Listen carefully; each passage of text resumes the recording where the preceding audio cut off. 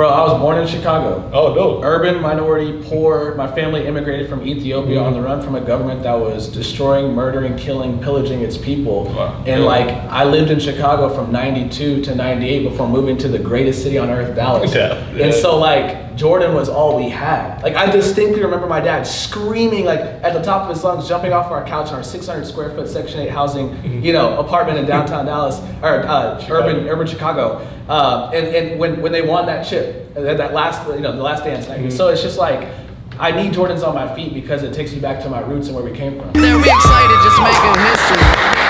And Germ, of course.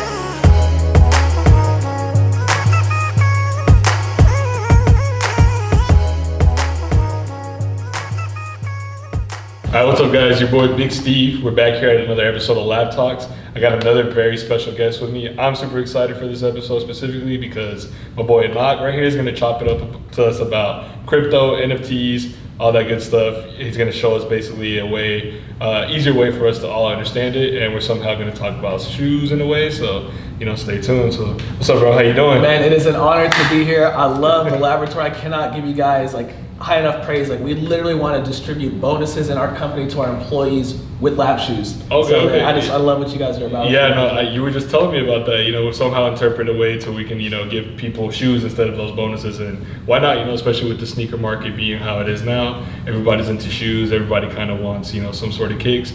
So, you know, hopefully we can set that up someday, bro. I'm game, bro. Yeah. How you been though? Everything all right? Bro, everything is great. The crypto market is crazy, right? So like, from what I heard, man. So it's been a crazy year. So yeah, I'm doing great, man. That's what's up. That's what's up. So. I do want to talk a little bit about just kind of like your beginning, bro.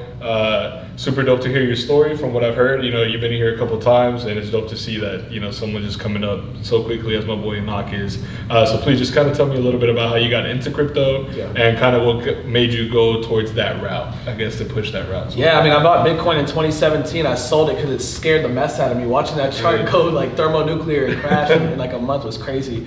But I wish I'd have hung on. Really? Yeah, especially nowadays. Yeah. I heard it was like what was it, like 60? Yeah, 60,000+ last fall. Insane. So when I was looking at it back then, it was like, it couldn't have been more than 6,000. Seriously? Yeah. Wow. Yeah. That would have been a crazy one. But it is scary though, because you're investing such a big amount of money, right, into a specific, for example, like Bitcoin, and it's really never telling if it's going to go up, down, or it's a lot of money to just have kind of like sitting at one point, right? It freaks people out because it's digital. Like the idea that you're just throwing money out onto the web and like you're not sure how it's going to do. Like you guys sell a physical product. Correct. Right, so you can touch it and feel it. A little different, yeah. So crypto scares people for that reason. But man, I stayed away from it, you know, for years.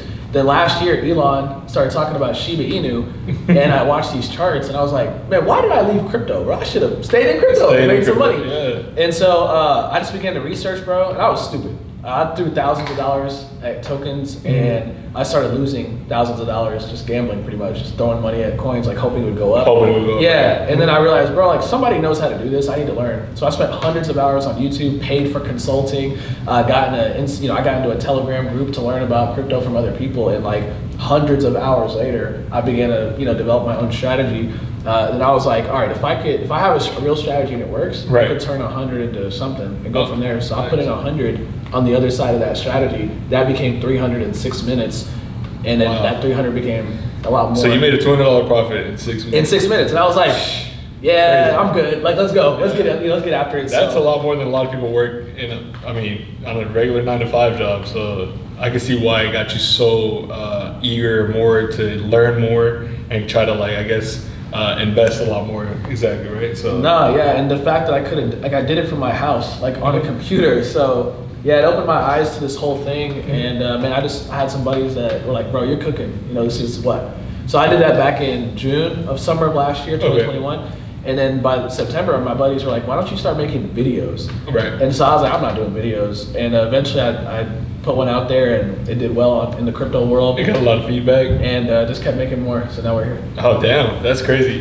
What I love about this, bro, is like, it's such a short period of time. He's not talking about I did this, 5-10 years ago. Like, literally in 2017 is when he started, like, just knowing about crypto, investing in Bitcoin. Yeah. But you literally just saying that it only took you in a matter of months to change your whole life.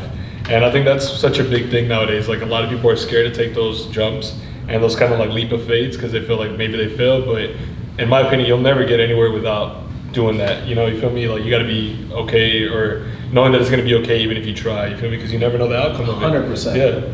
So I love that, bro. I love that you were able to get to that point, and seeing you now, it's insane. Like I've seen you. I saw some pictures of you with Snoop Dogg and all that, bro. Tell me about that. How are those experiences? I call Snoop Uncle. You know, Uncle Snoop. You know, to meet him, got to hang out with Damon John. You know, Super Bowl weekend, and again last week in Miami. That, yeah. You know, getting to hang out with all these incredible people. You know, I've had OBJ reach out. Like, you know, God has been good because I get to talk to incredible people that I've looked up to for decades and talk to them about something that I'm passionate about. You know, crypto, NFT, blockchain, integration into business, and of course the investment side of it. But as exciting as people like them are, and that's really cool, I'm so thankful for the opportunity to speak to NFL players or celebrities or influencers.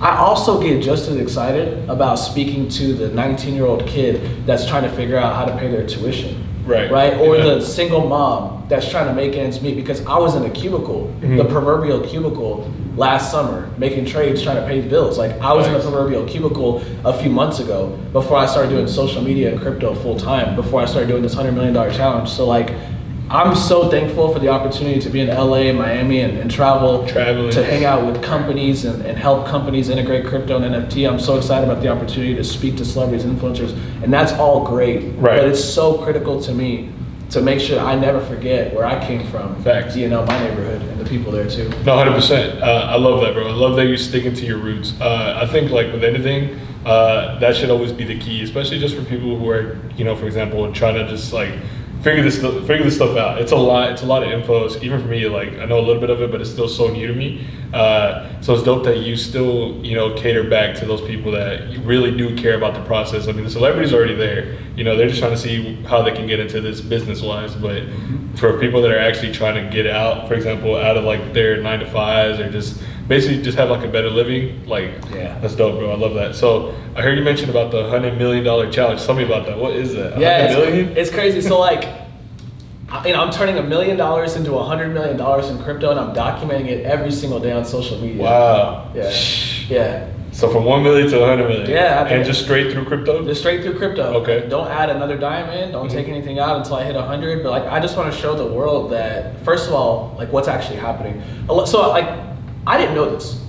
There are millionaires being minted in crypto every single day, and they're not like these high-level executives, although some of them are as well. But it's like a 22-year-old person in their room, or like, you know, a skateboarder or whatever. So it's like, I didn't realize how much money was being made in this, and how accessible it is for the average person. So that's reason number one, is I just want to expose to the world, like, yo, this is happening. And my story seems unique to a lot of people, but there have been thousands of people doing this over the last few years, but they've been doing it quietly. And if you knew, if y'all knew what was happening, like if you knew what was going on, like you would be jumping in and making your money and changing your family as well. No, facts. So that's reason number one. Reason number two, bro, like I believe you can 100x everything in life.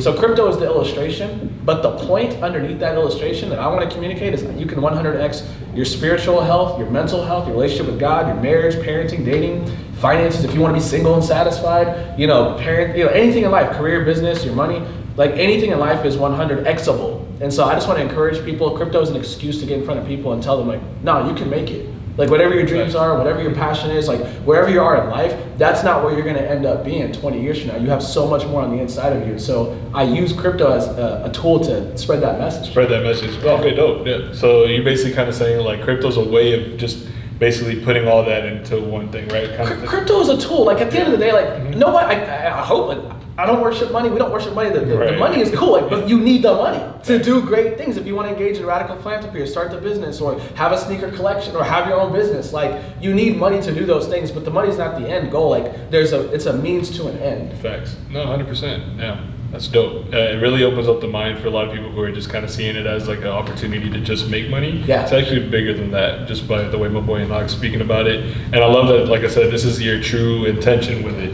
You feel me? It's not just making 100 million. You feel me? It's more, it's deeper than that. That's basically what I'm saying. So what are the steps you're taking to get to this, bro? I'm really excited to know how you going, you know, it's a big flip. So my daily job is to resell shoes, right? So buy them cheap, try to sell them for make some sort of profit. So seeing $1 million to 100 million, really gets me excited because I'm like trying to see like what steps are you taking towards this? Yeah, so like a couple things that we specialize in. So I've got the Henok Crypto Corporation. We have a big team, here in Dallas. And what we specialize in, there's a lot of ways to make money in crypto. So I don't pretend to be a PhD in every single way in dynamic and making crypto. So there's the portfolio of crypto, where you get to trade and make money, make investments and watch it grow. Then there's the business of crypto. So I'll talk about both. The portfolio of crypto has a bunch of different ways to do it. You could invest in blue chips, altcoins, leverage trading, swing trading, day trading, long-term investment strategies. All that aside, we focus on one thing that we're really, really good at: microcaps. It's like the idea of what I call the holy grail of crypto. Imagine being able to find, Bitcoin in 2010, right? Like you'd be a multi-billionaire, right? No matter what you put in, right? And so we specialize in finding tokens extremely early. Before they blow up. Before they blow up. Imagine finding Doge or Shiba Inu before it blew up. So like there's one project I'm thinking of right now. It's my favorite one in my portfolio called Apollo Inu. And they exist to help artists and creatives get funding for their creative project. And it's like the American Idol of crypto. So the community, the token holders, the world gets to vote on who gets 50 grand that week. Oh, really? And so, and the way you participate in voting is buying the token, holding the token. And so what's gonna happen over time is, artists and creatives are getting money, 50 grand, 25, 10 grand every single week. And the audience is voting every single week. And I get paid in crypto as an audience member to vote. So they're making money as a creative, and the token holders, voters are getting paid in crypto to vote. And then the value of the token is going to continue to appreciate over time. And there's celebrities, influencers, Hollywood studios that are jumping in. But that's a great illustration of an incredible project, super early, that I believe is going to do a 100, 200, 300x this year. Right, and so what we specialize in is finding those gems. Like they're really hard to find. 99.9% of all coins and tokens die. They're not run very well, there's no innovative utility, there's no business and marketing development plan. So we specialize in that. That's how I'm gonna do it. I find great projects really early. We find great projects really early. But another dynamic to what we do here at the Henok Crypto Corporation is helping brands, companies, celebrities, and organizations integrate crypto, NFT, blockchain, metaverse into their business plans. Like this stuff is coming for the lab. It's coming for every business, school, entity. And so we want to help consult, encourage, lift you up. So we just got done doing a video shoot and hanging out with Which, an incredible company here based out of Dallas. And then of course there's the motivational speaking side. So like at the end of the day, bro, like the $100 million challenge, how do you make money in crypto? Like all these things tie together. And it's all around that 100x theory and principle. No, 100%, speaking on that, you were telling me that you want to see it more involved with businesses, correct? And we were speaking on it earlier. He was talking about how somehow we can do something here at Laboratory where, like, for example, let's say you buy Yeezy, right? Just speaking on a Yeezy, and you managed to get like an NFT with that, and it's so dope seeing that you're helping these companies push that more, push more crypto, push more NFT projects.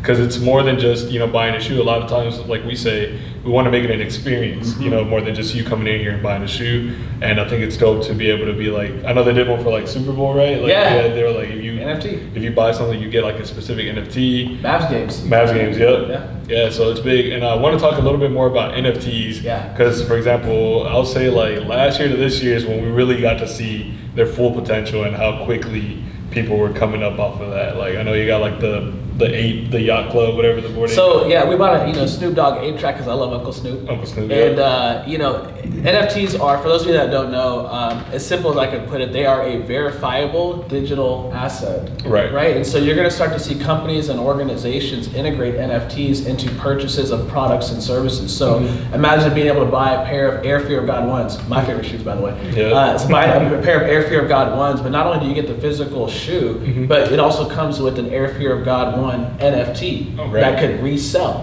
that has market value or utility. Right? Imagine if Jerry decided to roll out, a special collection of these particular Air Fear God 1s, and they had a special, NFT connected to it. And if you were an owner and a holder of that NFT, you get to design the next Air Fear Gods. Or maybe not Air Fear God because he's now with Nike. The next shoe with Jerry. And so you're going to start to see businesses, brands, and organizations integrate crypto, blockchain, metaverse, NFT technology into their existing products and services. Thanks. No, you're seeing it now like a lot. I'm seeing it everywhere, and it's exciting to see just how crazy the future is basically hitting us, right? Like all this NFT stuff, all this like crypto coming at us real quick, and it's dope that you're here to just kind of take things easily, and then any help, you're definitely guiding people, and I love that. That's it, bro. Like I remember what it was like being on that side of the camera. I remember what it was like beating my head up against the wall trying to make some money. I remember what it was like trying to figure out what's a public ledger, what's a transaction hash in a node, like trying to understand crypto on the technology side as well as the money making business side. And so now, like a lot of people go, bro, like you've done well, like why are you doing all this? Like, man, I'm not gonna forget what it was like being frustrated last summer. And my life changed like that overnight. God changed my whole life on the other side of all this. And so that's true and available for anyone and everyone listening to this, whether it's someone on that side of the camera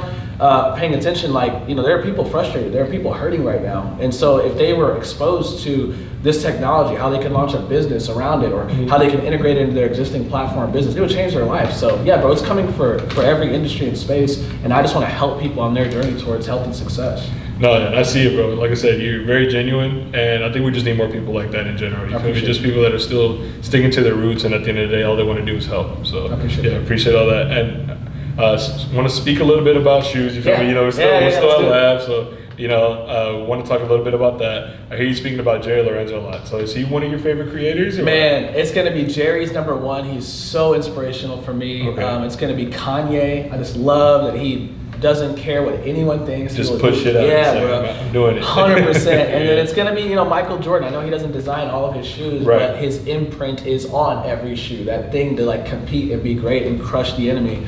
I love that. No, facts, 100%. Why Jerry Lorenzo? Why him so much? Like specifically, I want to say. Yeah. Because not a lot of people go towards him as a top 3. Really? Yeah. Not that I've heard from everybody that asks, but just because I guess he's still not necessarily new, but we haven't seen his full potential, in my opinion, yet. And I feel like we're going to see that with this Adidas collaboration that he has coming up. So what got you more into, I guess, him to be your top 3? And I'm not a sneakerhead. I'm into sneakers. And that's okay though. But I'm not a PhD on sneakers. That's okay though. Yeah. So I came in from the business side, like watching, someone like Jerry, for instance. Like I love that he's so outspoken with his relationship with God, right? His spiritual, mental health. That's so critical in my opinion.